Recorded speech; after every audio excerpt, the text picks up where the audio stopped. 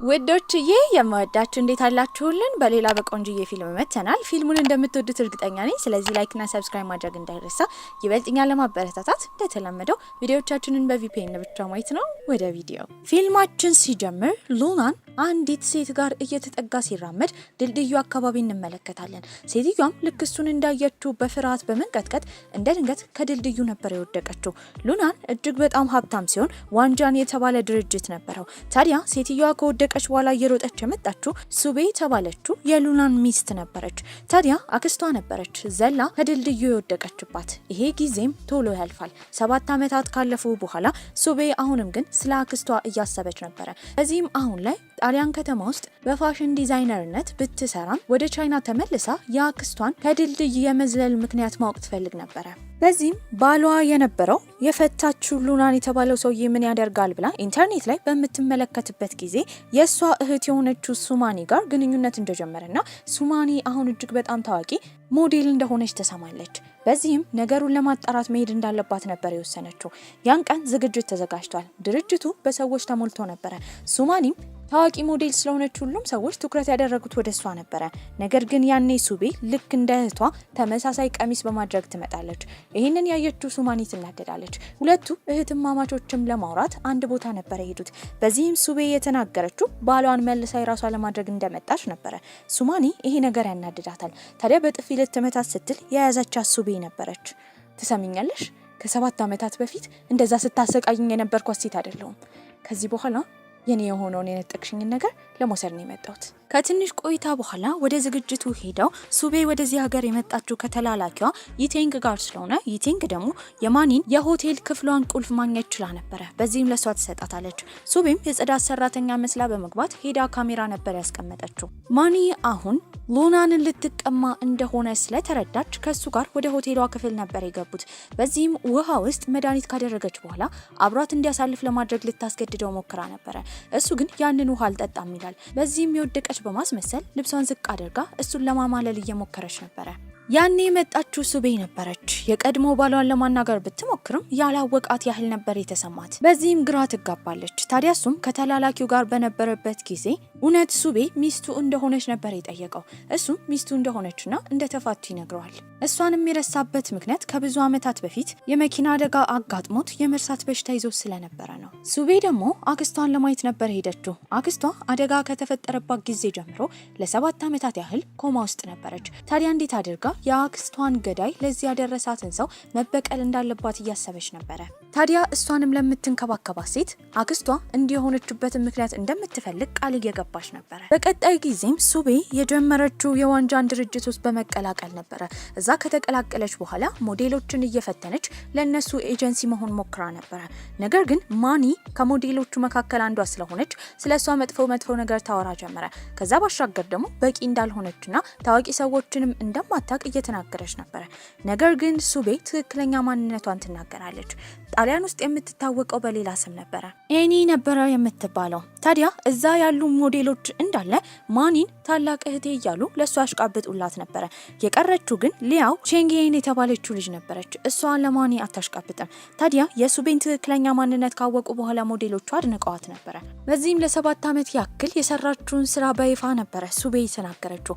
በመቀጠልም የገባችው የሉናን ክፍል ነበረ። እዛም ከአክስቷ ጋር የተገናኘ ነገር ካለ ብላ መረጃ ትፈልጋለች። እሱ ግን እጅ ከፍንጅ ነበር የያዛት። በዚህ ምን እያደረገች እንደሆነ በምትጠየቅበት ሰዓት የተናገረችው ጆሮ ጌጧ ጠፍቶ እሱን ለመፈለግ እየሞከረች እንደሆነ ነው። ታዲያ ሉናንም እሷ እጅግ በጣም ታዋቂ የሆነችው ጣሊያን ውስጥ የምትከበረው ኤኒ የተባለችው ሴት እንደሆነች ባወቀበት ጊዜ በችሎቷ ተገርሞ ነበረ። ቁጭ አድርጎም ስለ ድርጅቱ ያወራት ጀመረ። እሷም በ3 ወራት ውስጥ ከተማ ውስጥ አለ ከተባለ ድርጅት እኩል እንደምታደርገው ስለ ድርጅቱ ቃል እየገባች ነበረ። እሱም የሚሰጣት 2 ወር ብቻ እንደሆነ ይነግራታል። ትስማማለች። በመቀጠልም ሞዴሎቹን ታለማመድ ጀመረ። የመለማመጃ ሰዓቷን አሳልፋ የመጣችው ማኒ ነበረች። በዚህም እሷ መግባት እንደምትፈልግ ስትናገር ሱቤ ሰዓቷ ስላለፈ እንደማትገባ ትነግራታለች። በዚህም ከድርጅቱ እንደምትለቅ ከተቀናቃኝ ቡድናቸው ጋር ሄዳ እንደምትሰራ ታስፈራራት ጀመረ። ይህንን የሰማችው ሱቤ ይህንን አጋጣሚ በመጠቀም እሷ ከድርጅቱ ከወጣች ጥሩ እንደሚሆንና ቼንግሄን የተባለችውን ሞዴል ዋና የድርጅቱ ወኪል እንደምታደርጋት ትናገራለች። ማኒም በጣም በመናደድ የሄደችው የሉናን ታናሽ እህትን ለማግኘት ነበረ። ኦፌ ትባላለች። ልክ እንደ ማኒ በማይታወቅ ሁኔታ ሱቤን በጣም ትጠላት ነበር። በዚህም ሁለቱ እንዴት አድርገው እሷን ከድርጅቱ ማስወገድ እንደሚችሉ እያወሩ ነበር። ነገር ግን የቀጠራት ሉናን ራሱ ስለሆነ መጠንቀቅ እንዳለባቸው ይነጋገራሉ። ፊልማችንም ወደ ተዘጋጀው ፋሽን ሾው ይወስደናል። ታዲያ ማኒ እንደ ድንገት ተሳስታ አጠገቧ የተቀመጠውን እጅግ በጣም ታዋቂ የተቀናቃኝ ቡድናቸውን የድርጅት ባለቤት ሰውዬ ላይ ወይን ነበር የደፋችበት። ሰውየውን በንዴት ቅጥል እያለ ነበር። በዚህም ከነሱ ድርጅት ጋር ምንም አይነት ፊርማ እንደማይኖረው ይናገራል። ታዲያ ነገሩን ለመቆጣጠር የመጣችው ሱቤ ነበረች። አቶ ጉን በተደጋጋሚ ይቅርታ ጠይቃቸዋለች። ሰውየው ግን ከነሱ ድርጅት ጋር እንዲፈራረም ከፈለገች ፊትለፊቷ የቀረበውን ወይን መጠጣት እንዳለባት ነበር የነገራት። ምንም ማድረግ ስለማትችል አንድ ባንድ እያነሳች ትጠጣለች። ሉናንም ተመልክቷት ነበረ። በዚህ የተነሳ በጣም ስለሰከረች እሷን ይዟት የሄደው ወደ ራሱ ቤት ነበረ። ታዲያ ግን በደንብ አልሰከረችም። እሱ ገላውን ለመታጠብ ሻወር በገባበት ጊዜ ቤት ውስጥ ከአክስቷ ጋር የሚያገናኘው መረጃ ካለ ትፈልግ ጀመረ።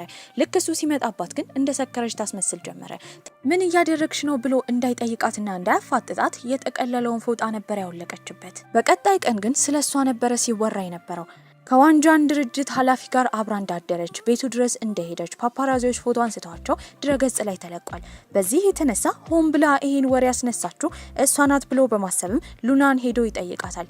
እሷም እዚህ ነገር ውስጥ ጣልቃ እንዳልገባችና ይሄ ነገር እንደማይጠቅማት ታሳውቀዋለች። በዚህም ግን ከዚህ ቀደም ባልና ሚስት እንደሆኑ ስለሚታወቅ ያንን ለማስቀጠልና ወሬውን ረገብ ለማድረግ ነበር ያሰቡት። ታዲያ እሷን ይዞ ለጋዜጠኞች ንግግር ያደርጋል። ሚስቱ እንደሆነችና ፍቅራቸውን እያደሱ እንደሆነ ነበር የተናገረው። ከዛ ጊዜ ጀምሮ በሰዎች ፊት ፍቅረኛሞች እንደሆኑ ለማስመሰል ይሞክራሉ። ታዲያ እሱ ቤትን በነበረችበት ጊዜ ሆን ብላ የበሩን ቁልፍ አሳስታ ዘግታው ነበረ። እንዴትም ቢባል ሊከፈት አልቻለም። ያንን ያደረገችበት ምክንያት እሱን ውጪ አስቀርታ ቤት ውስጥ መረጃ ለማግኘት እየሞከረች ነበረ። ምንም ማድረግ ስለማይችል እሱም ውጪ ያድራል።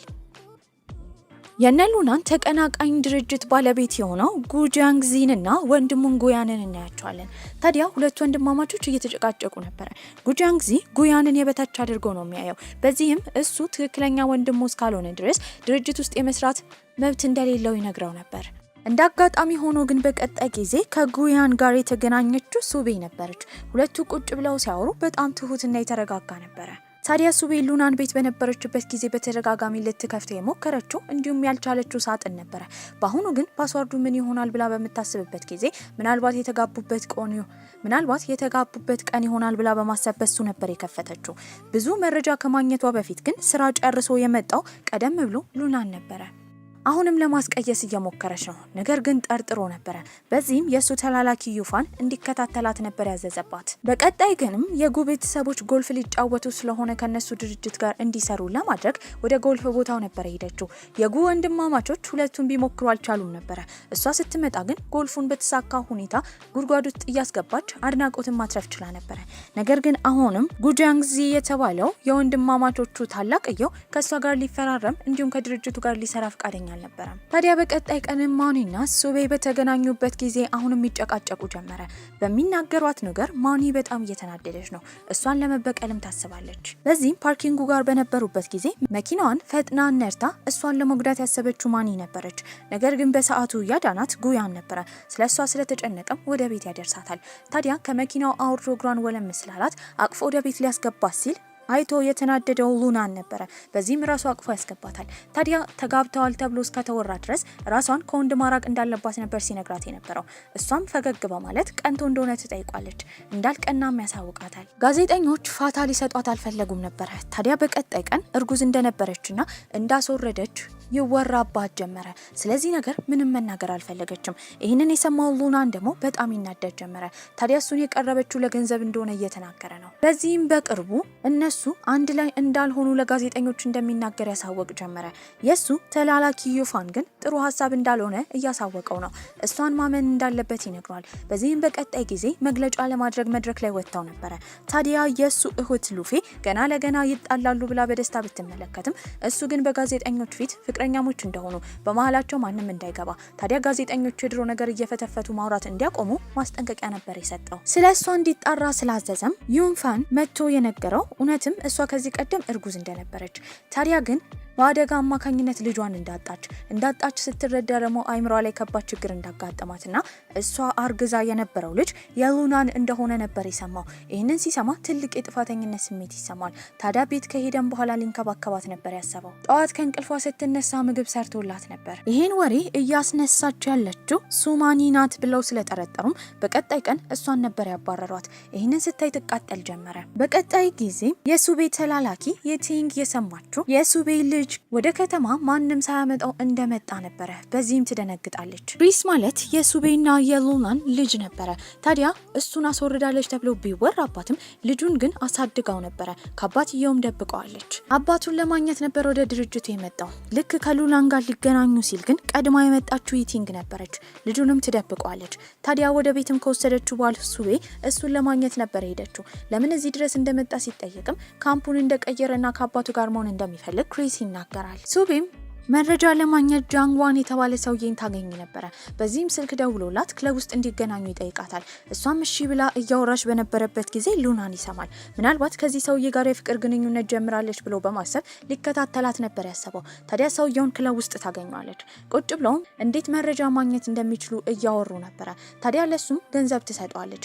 ነገር ግን የሰማችው ከተላላኪዋ ይቲንግ እሷን ለማግኘት ሉናን እንደመጣ ነበረ። በዚህም ቶሎ ብላ ከክለቡ ትወጣለች። ሰውየውን እንዳያየው ለማድረግም ግጥም አድርጋ ነበር የሳመችው።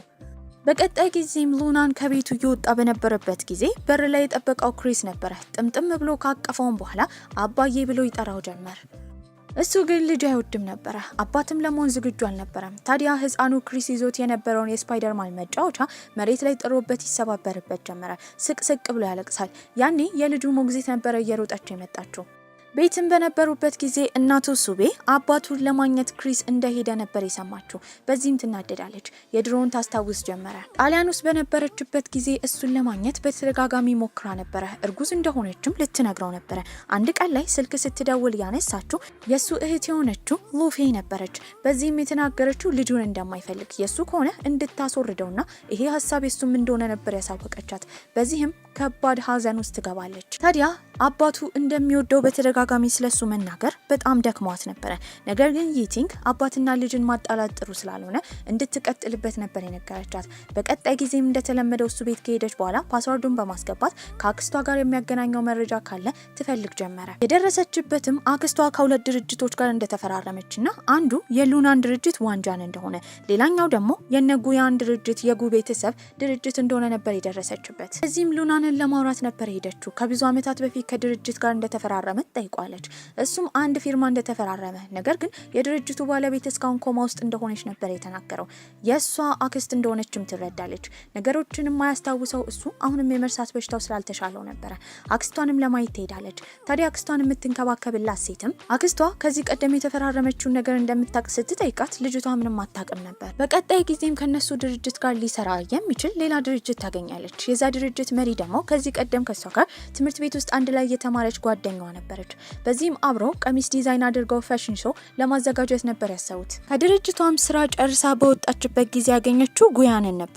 ታዲያ ስለ ልጇ ስለ ክሪስ እንደሚያውቅና ለማንም እንደማይናገር ያሳውቃታል። አንድ ቀን ላይ ክሪስ ድጋሚ አባቱን ለማግኘት ቤቱ ድረስ ነበር ሄደው ውጪ ይጠብቀው ጀመር። ታዲያ አባቴ እያለ እየጠራው ነበረ። ብዙ ከማውራቱ በፊት ሱቤ ትመጣለች። ልጇ እንደሆነ መናገር ስላልፈለገችም ወዲያው የይቲንግ የተላላኪዋ ልጅ እንደሆነ ትናገራለች። ተስፋ ያልቆረጠችው ማኒ ደግሞ ጋዜጣዊ መግለጫ እየሰጠች ነበረ። ታዲያ ድርጅት ውስጥ በሰራችባቸው 7 ዓመታት ውስጥ ሉናን በተደጋጋሚ ጾታዊ ጥቃት ሲያደርስባት እንደነበረ፣ ታዲያ የሚሰራውን ስራ ለመሸፈን ብሎ ሚስቱን ከጣሊያን ሀገር እንዳስመጣና ሁለቱ ፍቅረኛሞች እንደሆኑ እየተናገሩ እንደሆነ ታሳውቃለች። በዚህም ዜናውን በሰሙበት ጊዜ ሁለቱም ይናደዳሉ።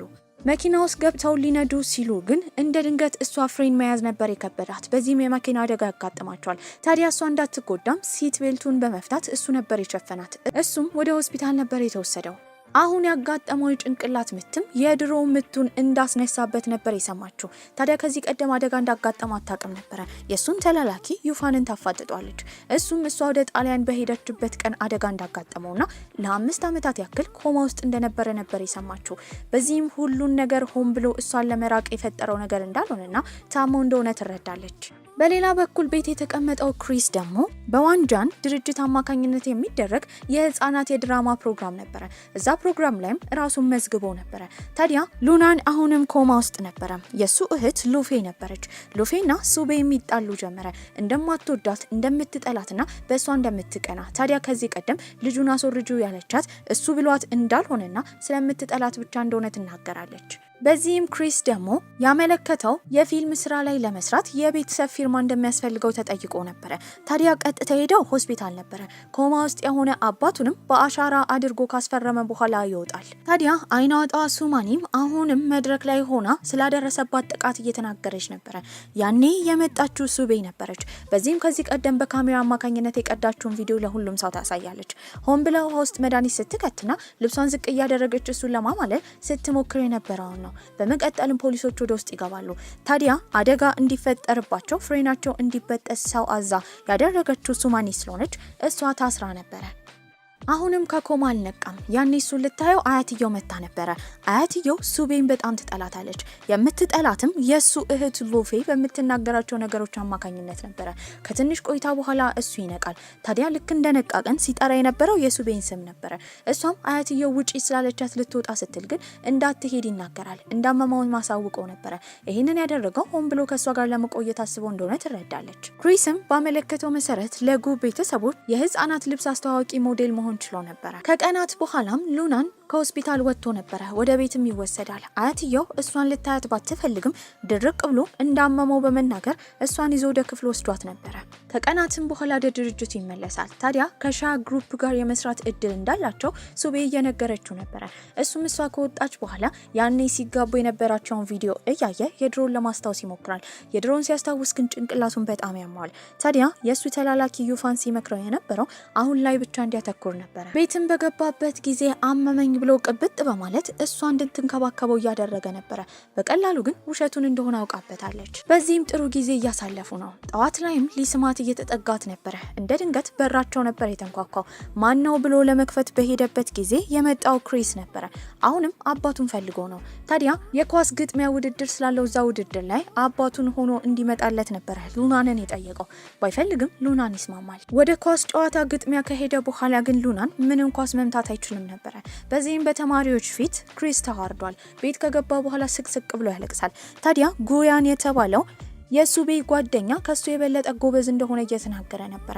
የጉያንን ስም ሲሰማ ሉናን በጣም ይናደዳል። ታዲያ በቅርቡ በጣም ጎበዝ ተጫዋች እንደሚሆን ለክሪስ ቃል እየገባለን ነበር። በቀጣይ ጊዜም ጉያን እሷንና ሉናንን እራት ግብዣ ላይ ጠርቷቸው ነበረ። በዚህም ቁጭ ብለው እየተመገቡ በነበረበት ጊዜ ሆን ብሎ ጉያን ሲያወራ የነበረው ስለ ክሪስ ነው። ምክንያቱም ሚስጥሩን ስለሚያውቅ። ታዲያ በቀጣይ ጊዜም ድርጅቱ ላይ ፋሽን ሾው ተዘጋጅቶ ነበረ። ሊያው የተባለች ጎበዝ ሞዴልም መድረክ ላይ ወክ እያደረገች ነበረ። የምታሳያቸው ቀሚሶች በጣም ቆንጆ ቆንጆ ነበሩ። ነገሩ በተስተካከለ መንገድ ይሄድ ይመስል ነበረ። ነገር ግን እንደ ድንገት እቺ ሞዴል የለበሰችው ልብስ ተደናቅፋ ልትወድቅ ስትል ተቀዶባት ነበረ። ያኔ ልብሱን የሰራው ሰውዬ ይጮ ጀመረ። ነገሩን ለማረጋጋት የመጣችው እንደተለመደው ሱቤ ነበረች። ቀሚሱን ካስወለቀቻትም በኋላ እንደምንም ብላ ቆንጆ አድርጋ ትሰፋዋለች። እሷ እየተሳካላት እንደሆነ አድናቆት እያገኘች እንደሆነ ያየችው የሉናን እህት ሉፌም ሆን ብላ እቃ እንዲወድቅባት አድርጋት ነበረ። እሷም ወደ ሆስፒታል ትወሰዳለች። ሉናንም ስለ ጤንነቷ በጣም ተጨንቆ ነበረ። ያን ያህል ግን አልተጎዳችም። ይህንን ያደረገችው እህቱ ሉፌ እንደሆነች በሰማበት ጊዜ በጣም ተናዶ እንድትወጣ ነበረ ሲጮህባት የነበረው። ሉፌ ማለት ትክክለኛ እህቱ አልነበረችም። ነገር ግን በማደጎ ከድርጅት የተወሰደች ነበረች። ታዲያ እሷ የምትወደው እሱን እንደ እህት ሳይሆን ከዛ ባሻገር ታፈቅረው ነበረ። ለዚህ ነው በሱቤ በጣም የምትቀናባት። በቀጣይ ጊዜም ከብዙ ምርመራዎች በኋላ እሷና ተላላኪ ይቴንግ የደረሱበት ነገር አክስቷ ድርጅት ጋር ሲሰራ የነበረ ሰው አሁንም በእርግጠኝነት የጉ ቤተሰብ ድርጅት ውስጥ እየሰራ እንደሆነ ነው። በዚህም ከአክስቷ ኬዝ ጋር የጉ ቤተሰቦች ግንኙነት እንዳላቸው ማረጋገጥ ትችላለች። ነገሮችም እሷ ጋር የተስተካከሉ ቢመስልም ግን ሉናን እንደ ድንገት እየሰማው እሷ እዚህ ዋና የመጣችበት ምክንያት ለአክስቷ ለመበቀል እንደሆነና መረጃ እየሰበሰበች እንደሆነ ይረዳል። በዚህም ምናልባት እሱን እየቀረበች ያለችው ለዚህ ሊሆን ስለሚችል ፍቅራቸውን ሁላ እንዲጠራጠር አድርጎት ነበር። ታዲያ እሱም ስለ አክስቷ ነገር ለማጣራት ነበር ያሰበው። ነገር ግን አሁንም ጤንነቱ በጣም እየተባባሰ ነበረ። አይምሮ ላይ ያለው ችግር ወደ አይኑ ከሄደ አይኑ ሊጠፋ ሁላ እንደሚችል ያሳውቁታል። ሰርጀሪ ማድረግ እንዳለበት የሱ ተላላኪ ዩፋን ቢነግረውም ምናልባት እሱ ለጥቂት ቀናቶች ከድርጅቱ ከወጣ ድርጅቱ ላይ ከባድ ችግር ሊኖርበት ስለሚችል ሰርጀሪውን ማድረግ አልፈለገም። ስለ አለቃው በጣም የተጨነቀው ዩፋን የሚሄደው ሱቤ ጋር ነበረ። ታዲያ አለቃው ትልቅ ችግር ውስጥ ስላለ እሷ ለአለቃው ትክክለኛ ፍቅር መስጠት የማትችል ከሆነ ከህይወቱ እንድትወጣ ያሳውቃታል። በዚህም በቀጣይ ቀን አብሯቸው ከሚሰሩ ድርጅቶች አንድ የውድድር ፕሮግራም ነበር የቀረበላቸው። በዚህም በጉ ቤተሰብ ድርጅትና በዋንጃን ድርጅት አማካኝነት ሁለት ውድድር እንደሚዘጋጅና ታዲያ ቆንጆ ሀሳብ አምጥቶ ቀሚስ የሰራ ሰው እንደሚያሸንፍ እየተነገራቸው ነበር። ለቀሚስ ዝግጅቱም የሚሆን አዳዲስ ሀሳቦችን ያመጣችው ሱቤ ነበረች። ነገር ግን ሉናን በዚህ ሀሳብ አልተስማማም። ስላኮረፋትም ሊቀበላቱ አልፈለገም ነበር። ወደ ድርጅቱም አንድ ሰው ይመጣል። ጆ የምትባል ሴት የሷ አባት ነበረ። እቺ ጆ የተባለች ሴት ከዚህ ቀደም ጣሊያን ውስጥ ከሱቤ ጋር አብራ ስትሰራ የነበረች ዲዛይነር ነበረች። ነገር ግን ራሷን አጥፍታ ነበር የሞተችው። እሷ ከሞተች በኋላ እሷ የሞተችበት ምክንያት ሱቤ እንደሆነች ይነገር ነበረ። ውጪም በወጣችበት ጊዜ አባትየው ልክ እሷን ሲያይ በቦርድ ጭንቅላቷን ሊመታት ተዘጋጅቶ ነበረ። በዚህም የሸፈናት ሉናን ነበረ። የተጎዳው ጥቂት ትከሻው አካባቢ ነው። ቤትም በነበሩበት ጊዜ ለሉናን እሷ ከልጅቷ ሞት ጋር ምንም አይነት ቁርኝነት እንደሌላት፣ ታዲያ እንደውም ከእሷ ሀሳቧን የሰረቀችባት እቺ ጆ የተባለች ልጅ እንደሆነችና ታዲያ ሀሳቧን እንደሰረቀች ከታወቀባት በኋላ በማፈር ራሷን እንዳጠፋች ትናገራለች። ነገሩ የተቀነባበረ ውሸት እንደሆነ ቢደርሱበትም እነ ዩፋን ሰውየው ግን እውነቱን ለመናገር ፍቃደኛ አልነበሩም። በዚህም በቀጣይ ጊዜ እነ ሉናን ጋዜጣዊ መግለጫ ለማድረግ ነበር መድረክ ላይ ወጡት። ያኔ ልጅቷ አባት ይመጣሉ። እሳቸውም አጎንብሰው ይቅርታ ነበር የጠየቁት። ታዲያ ከሱቤ ዲዛይኗን የሰረቀችው የራሳቸው ልጅ እንደሆነች፣ ይህንን ያደረገችው ዲዛይኑን ካሸነፈች በኋላ ገንዘቡን ለመውሰድ ለእሳቸው ሕክምና እንዲሆን አስባ እንደሆነ፣ ታዲያ እንደሰረቀች ሲታወቅባት ግን አባቷን ማሳከም ባለመቻሏና በእፍረት የተነሳ ራሷን እንዳጠፋች ሱቤ ምንም አይነት ግንኙነት እንደሌላት ይናገራሉ። እነ ሉናን እየተሳካላቸው ነው። ከሻ ድርጅት ጋርም በመጨረሻ መፈራረም ችለው ነበረ። ነገር ግን የጎ ድርጅት ኃላፊ ሆነው ጉጃንግዚ በጣም እየተናደደ ነው። ታዲያ ሉናንን በጣም ይጠላው ነበር። ሉናንም እዚህ ስኬት ላይ የደረሰው በእሱ አማካኝነት ስለሆነ ለብቻ ዲዛይን የምታደርግበት ክፍል አዘጋጅቶላት ነበረ። ታዲያ መሬቱ በምትወደው ከለር ነበረ የተሰራው። ታዲያ ግን እነሱ ደስታ ላይ ቢኖሩም ክሪስን ያገተው ጃንግዚ የሚባለው እነሱ መበቀል የሚፈልገው ሰው ነበረ። ታዲያ እሱም ይወስዷል። መንገድ ላይ ግን በተደጋጋሚ ምግብ መብላት ፈልጋለሁ ብሎ እያስቸገረው ስለሆነ ግድ ልጁን ዶሮ መጋበዝ ነበረበት። ከዛ ባሻገርም ስልክ የደወለው ለሉናን ነበረ። ታዲያ ክሪስ እንደታገተ ሲነገረው ፕራንክ ነበር የመሰለው። በመቀጠል የተደወለላት ለሱቤ ነው። እሷ ወዲያው ልጇን ስለሆነ ትደነግጣለች። እዛም የሄደችው ወደ ታገተበት ቦታ ከሉናን ጋር ነበረ። ሲያሰቃየው የነበረው ጃንግዚ ፊቱን በማስክ ሸፍኖ ነበረ። ታዲያ በተደጋጋሚ ልጁን መውሰድ የሚፈልጉ ከሆነ ሉናን ተንበርክኮ ፊቱን በተደጋጋሚ በጥፊ ራሱን በራሱ እየመታ ቪዲዮ ሊቀርጸው እንደሚፈልግ እየተናገረ ነው። ያንን ለማድረግ ሉናን አላመነታም ነበረ። ያኔ ግን እነሱን ለማዳን የመጣው የጉጃንግዚ ወንድም የሆነው ጉያን ነበረ። ልጁንም እየተጠቃ እንደሆነ ያየውም ጉጃንግዚ ወዲያው ልጁን በስለት በመያዝ እያስፈራራቸው ነበረ። እና ሉናን ግን በቀላሉ ሊደበድቡ ይችላል። ታዲያ በፖሊሶችም ይወሰዳል። ክሪስን ይዘው ወደ ቤት ከተመለሱ በኋላ ግን እውነቱን ለመናገር ሱቤ ተገዳ ነበረ። ታዲያ ልጁ የሱ እንደሆነ ድሮ ላይ እርጉዝ እንደሆነች ለመናገር እንደደወለችና እህቱ ያለቻትን ነገር እንዳለ ታሳውቀዋለች። ያኔ እያለቀሰ ያቅፋታል። ታዲያ ግን አባት ስለሆነ ደስተኛ ሆኖ ነበር። የሱ አያትም የልጅ እንዳላት ስትሰማ ደስተኛ ትሆናለች። ሰራተኞቹን እንዳለ ወደ ሆቴል በመውሰድ ጋብዟቸው ሁላ ነበረ። በዚህ የደስደስም የሱ ተላላኪ ዮንፋንና ይንቲንግ አንድ ላይ ነበር ያደሩት። ታዲያ ዮንፋን ከእንቅልፉ በሚነሳበት ጊዜ ሰውነቱ ላይ እንዳለ የቻፕስቲክ ምልክት ነበረ። ከዛ ባሻገርም ሊያገኛት ያልቻለው ይቴንግን ነበረ። ገንዘብ ግን አስቀምጣለታለች። በንዴትም የሄደው ወደ ድርጅቱ ነው። በመካከላቸው ምን እንደተፈጠረ ሲጠይቃትም ፕራንክ እንደነበረና ምንም እንደሌለ ነበር ያሳወቀችው። ታዲያ ሁለቱ ሲጨቃጨቁ ግን የድርጅቱ ሰዎች ስለሰማቸው እሱ ላይ ይወራበት ጀመረ። ያፈረው ዩንፋንም የተናገረው ለትንሽ ጊዜ ቫኬሽን መውጣት እንደሚፈልግ ነበረ። ታዲያ ሉናንም ይፈቅድለታል። ጉያንም ወንድሙ ከታሰረ በኋላ ደስተኛ ሆኖ የሱን ቦታ መተካት ችሎ ነበር። ነገር ግን ፊቱ ላይ የሚታየው የበቀል ስሜት ነበር። ታዲያ ጉያን ለማግኘት ሄደው ዩጂያን ነበር። ዩጂያ ደግሞ የሱቤ አክስትን የምትንከባከባት ሆስፒታል ውስጥ ሴት ነበረች። ታዲያ ከሱ ጋር ተመሳጥራ እየሰራች ነበር። ወደ እሱም መቅረብ ስለምትፈልግ በቀጣይ ቀን ሱቤ ስለምታምናት እሷ ስራ እንድትሰጣት ጠይቃት ነበር። ሱቤም እንደምትሰጣት ቃል ትገባለች። ሉናንና ሱቤም በሰላም ልጃቸውን ለማሳደግ እየሞከሩ ነው። ያኔ የመጣው ጉያን ነበር። በዚህም ለልጁ ስጦታ ከሰጠ በኋላ ሁለቱን ለመለያየት እየሞከረ ነው። ሉናንም በጣም ይናደዳል። ባልና ሚስት ስለሆኑ ጣልቃ እንዳይገባ እየነገረው ነው። በዛ ያለበቃው ጉያንም ሉፌ የተባለችውን የሉናንን እህት ድርጅት ውስጥ እንድትሰራ ለማድረግ እየሞከረ ነበር። ታዲያ እሷም ከሱ ጋር ለመስራት ፈቃደኛ ነበረች። ዩፋንም ጉዞ ላይ በነበረበት ጊዜ እንደ ድንገት የተገናኘው ከይቴንግ ጋር ነበረ። በዚህም በጣም ይናደዳል። ታዲያ ሁለቱ ያኔ ከተፈጠረው ጊዜ በኋላ አውርተው አያውቁም ነበረ። ወደ ሀገራቸውም ሲመለሱ አንድ ላይ ነበሩ። ታዲያ እሱ ሻንጣኑ ላይ የገፋላት ነበረ። በጣም የተናደደው በራሱ አለቃ ሉናን ነበረ። ወደ ድርጅቱ ሲመለስም ለምን ከሷ ጋር አንድ ላይ ጉዞ እንዲሄድ እንዳዘጋጀለት እየጠየቀው ነው። አክስትየውን የምትንከባከበው ዩጂያን ለማግኘት የሄደችው ሉፌ ነበረች። ሁለቱ እያወሩ ነው። የሆነ ነገር እየቀመሩ ነበረ። ታዲያ ግን እንዳጋጣሚ ሆኖ አክስቷን ለማግኘት የመጣችው ሱቤ ነበረች። ታዲያ ዩጂያን ስታገኛት አጠገቧ ማን እንዳለች ትጠይቃታለች። ነገር ግን እሷ ቶሎ ብላ አስቀይሳ አቅጣጫ እየጠየቀቻት እንደሆነ ነበር የተናገረችው። ሱቤም ለውድድሩ የሚሆን ቆንጆ ቀሚስ እየሰራች ነበረ። ታዲያ ሱቤ ጠንክራ እንድትሰራ ለማድረግም ሉናን የተለያዩ ስጦታዎች ይሰጣት ነበረ። እሷም እንደዚህ አይነት ዲዛይን ቀሚሶችን ለመስራት ከራሷ ጋር ማውራት እንዳለባት ትናገራለች።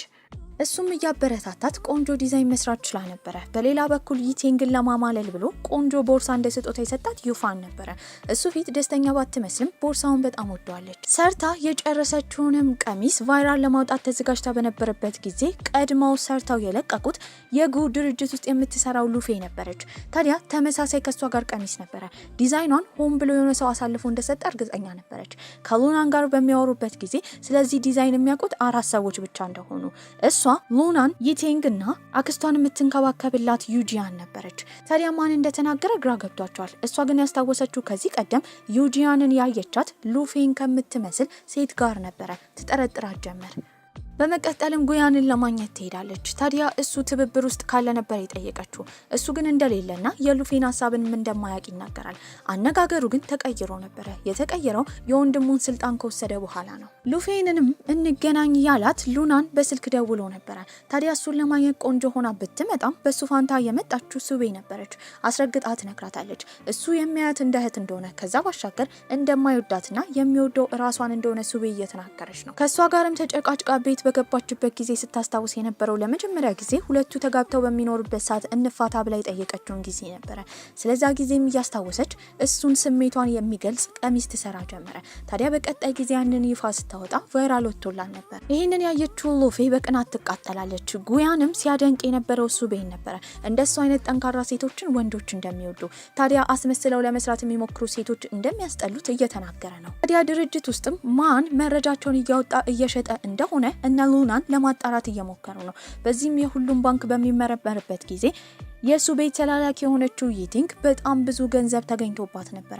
እንዴት እንደገባ እንደማታቅ በተደጋጋሚ ትናገራለች። ሉናን ግን አላመናትም። ሱቤ ግን ጓደኛዋ እንዲህ እንደማታደርግ እየተናገረች ነበረ።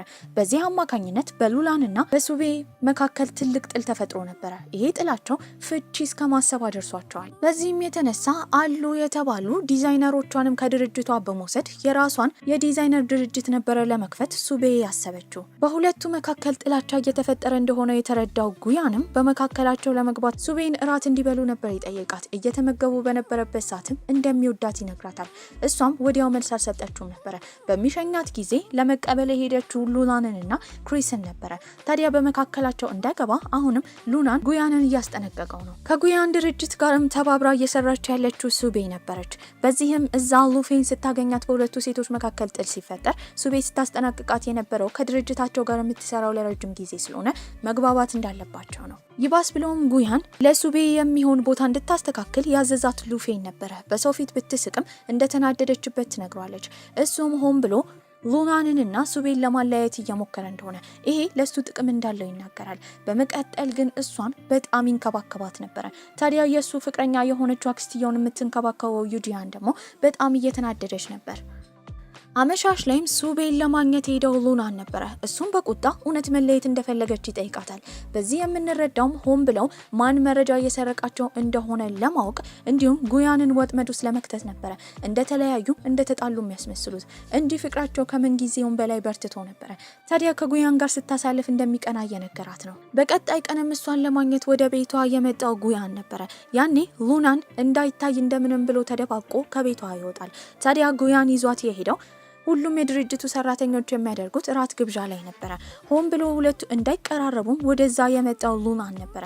ያኔ ሁለቱ ወንዶች ይፎካከሩ ጀመረ። ይህንን የሚያዩት ሉፌና የጉያን ፍቅረኛ የሆነችው ዩጂያን እየተቃጠሉ ነበረ። በመቀጠልም ጉያን እሷን የወሰዳት ከዚህ ቀደም ሉናን የፍቅር ስሜቱን የነገራት ቦታ ነበረ። እዛ ርችት እንዲፈነዳላት ካረገ በኋላ በጣም እንደሚወዳትና አብረው እንዲሆኑ ጉያን ጥያቄ ያቀርብላታል። አሁንም ምንም መልስ አልሰጠችም ነበር። ታዲያ ደግሞ ሉፌ ሉናንን ለማግኘት ነበር የሄደችው። ታዲያ አብረው እንዲሆኑ ትጠይቋለች። እሱም የሚወደው ሱቤን እንደሆነና ከሷ እንድትርቅ እያስጠነቀቃት ነው። ሉፌም ስትናገር የነበረው እሱ ሌላ ሴት ሲወድ ማየት እንደማትችል ነበረ።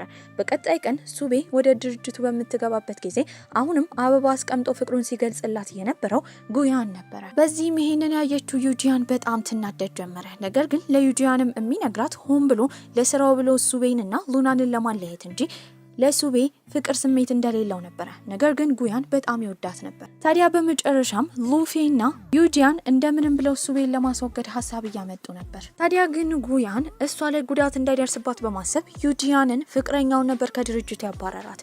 እሷም ትናደዳለች። ነገር ግን ቀጥታ የሄደችው አመሻሽ ላይ ጉያን ቤት ነበረ። እሱ ቤት ገብታ ለምን እንዳደረገ እየጠየቀችው ነው። እሱም ለቢዝነሱ እንደሆነ ይናገራል። ነገር ግን እሱ ቤት ስትገባ ፎቶ ተነስተው የተላከላቸው ለነሱ ቤት ነበረ። ታዲያ ጉያን እና ዩጂያን አንድ ላይ እየሰሩ እንደሆነ ማረጋገጥ ትችላለች። በቀጣይ ጊዜም ስልክ የደወለችላት ዩጂያን ነበረች። ታዲያ የአክስቷ ድርጅት ከባንክ ብድር እንደጠየቀና የባንክ ብድሩ እንደተሳካ፣ ታዲያ ግን መፈረም ያለበት ሰው ስለተጠየቀ እሷ እንድትመጣ ነበር የነገረቻት። ለመፈረምም የሄደችው ሱቤ ነበረች። ታዲያ ግን ከጉያን ጋር ያላትን ግንኙነት እንዳላወቀ ለመሆን እየሞከረች ነበረ። ሁለቱም ቁጭ ብለው ወረቀቱን ከሰጠቻት በኋላ ይቅርታ ጠይቃ የሄደችው ዩጂያን ነበረች። ታዲያ ግን ከዛ የወጣችው ሱቤ ያዞራት ጀመረ። በዚህም የተረዳችው ዩጂያን የሰጠቻት ቡና ውስጥ የሆነ ነገር እንዳለ ነበረ። ራሷን ከመሳቷ በፊት ያለችበትን አድራሻ እንዲያይ ምልክት የሰጠችው ለሉናን ነበረ። ታዲያ ራሷን ያገኘችው ክለብ ውስጥ ለሌላ ሰው ልትሸጣት ሉፌ እያዘጋጀቻት ነበረ። በቦታውም ጉያን መጥቶ ነበረ። በመቀጠል አቅጣጫን በመጠቀም የመጣው ሉናን ነበረ። በዚህም ጉያንን ነበር የመታው። ይህን ሁሉ ነገር እንደሚያውቅ ይጠይቋል። ነገር ግን እነ ሉፌ ጠርተውት እንደሆነና እንደማያውቅ ነበር የተናገረው። ሁሉ ነገር የታወቀባት ዩጂያንም ተስፋ እየቆረጠች ነበረ። ነገር ግን ከጉያን ትዕዛዝ ይሰጣታል። እሱም አክስትዮን መግደል እንዳለባት ነበረ። በዚህም በማዘን አክስትዮ ጋር ሄዳ ግሉኮሳን ልታወልቅባት ስትል እጅ ከፍንጅ የያዘቻት ሱቤ ነበረች። በዚህም ከጉያን ጋር አብራ እየሰራች እንደሆነ እንደምታውቅ፣ ታዲያ ድርጅቱን ሊቀሟት እንደሞከሩ አክስትዮን በዚህ አማካኝነት ኮማ ውስጥ እንደገባች እየተናገረች ነው። ነገር ግን ጉያንን አሳልፋ መስጠት ያልፈለገችው ዩጂያን ጥፋቱ የእሷ እንደሆነ በተደጋጋሚ እየተናገረች ነው። ከፍቷት በነበረበት ጊዜ ለሱ በተደጋጋሚ ስትደውልለት ስልክ አያነሳም ነበረ። ያኔ በመቀጠል የደወለችው ለሱቤ ነበረ። ታዲያ እሷን ይቅርታ ከጠየቀቻት በኋላ ወደ ፖሊስ ጣቢያ ትገባለች። ነገር ግን በዚህ ሁሉ ጉዞ ውስጥ ሉናን በጣም እየታመመ ነው። መመልከቱን ላይ እየከበደው ነበረ። ታዲያ አሁንም ተላላኪው ሰርጀሪ እንዲያደርግ እየጠየቀው ነው። እሱም ቃል የገባው ነገሮች ሁሉ ከተስተካከሉ በኋላ ሰርጀሪ እንደሚያደርግ ነበር። ነገር ግን ከሱቤ ሚስጥር አድርጎ እንዲጠብቅ ዩፋንን እያስጠነቀቀው ነበረ። ታዲያ እሷም ሉናንን ለማግኘት ወደ ሆቴል ስትሄድ በተለያዩ ፎቶዎች እንዲሁም ፊኛዎች አሸብርቆ ነበር ሲጠብቃት የነበረው። ያን ቀንም ጥሩ ጊዜ ያሳልፋሉ። በቀጣይ ቀንም እሷን የጠራቻት ሉፌ ነበረች። በዚህም የቀጠረቻት ቦታ ጋዙን ደፋፍታ ሁለቱንም እንደምታቃጥላቸው እየተናገረች ነው። ያኔ ሉናንም መጥቷል። እንድታርፍ እየነገራት ነበረ። በዚህ ሁሉ መሀል ሁለቱ ሴቶች ይደባደቡ ጀመር። ታዲያ ሱቤን ለማዳን በሚሞክርበት ጊዜ ትልቁ ሼልፍ እላዩ ላይ ነበር የወደቀው። ወዲያው ወደ ሆስፒታልም ይገባል። ጥፋተኛ ሆና ስለተገኘችን በመጨረሻ ሉፌ መታሰር ችላ ነበረ። እሱም ከሆስፒታል በነቃበት ጊዜ የመመልከት አቅሙን አጥቶ ነበረ። ነገር ግን ሱቤ እንድታውቅ አላደረገም። ዶክተሮችም በእሱ አማካኝነት ምንም ነገር አልነገሯትም ነበር። ጉያን ደግሞ እሱ አሁን እየታመመ ስለሆነ እሱን ከድርጅቱ አባሮ የሉናንን ድርጅት ለመውረስ እየሞከረ ከተለያዩ ቦርድ ተሰብሳቢዎች ጋር እየሰራ ነበረ። ታዲያ የጠረጠረችው ሱቤም ፊርማ ለማስፈረም ወረቀት እሱ ጋር ይዛ ትሄዳለች።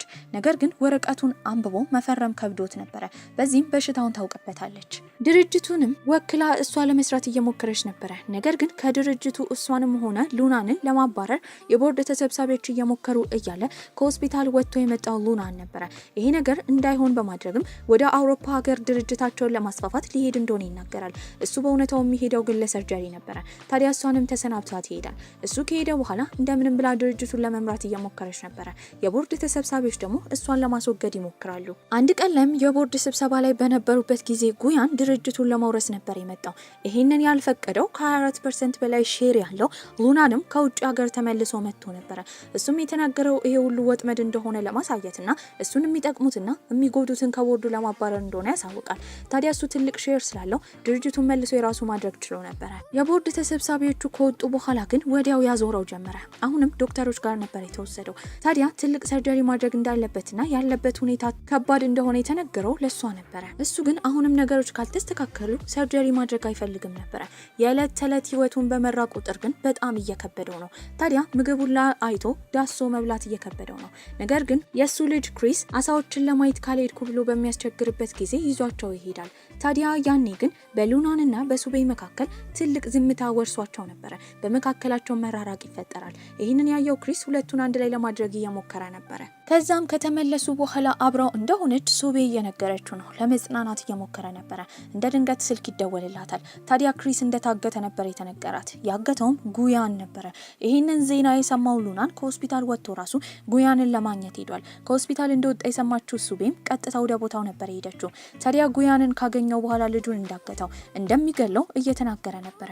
ታዲያ ግን ለምን ሉናንን እንደሚጠላው ይጠይቋል። ጉያንም ሲናገር የነበረው ከዚህ በፊት እሱ የማደጎ ቤት ውስጥ እንደነበረ፣ ታዲያ በማደጎ ሊወሰድ እንደነበረ፣ ነገር ግን በሱ ፋንታ እየተወሰደችው ሉፌ እንደሆነች፣ ጉያን የማደጎ ቤት ውስጥ በጣም ቢገለልም ሉፌ በጣም መጥፎ ሴት እንደነበረች ጥሩ ለመሆን በማስመሰሏ የተነሳ ሉናንም ስለወደዳት ተብሎ እሷ እንደተወሰደች፣ ነገር ግን የሱ ድል እንደነበረ፣ እሱ ቢወሰድ ኖሮ ይሄኔ የሉ ቤተሰብ እንደሚሆንና የጉ ቤተሰብ ውስጥ በነበረበት ጊዜ ያጋጠመው ችግር እንደማያጋጥመው ይናገራል።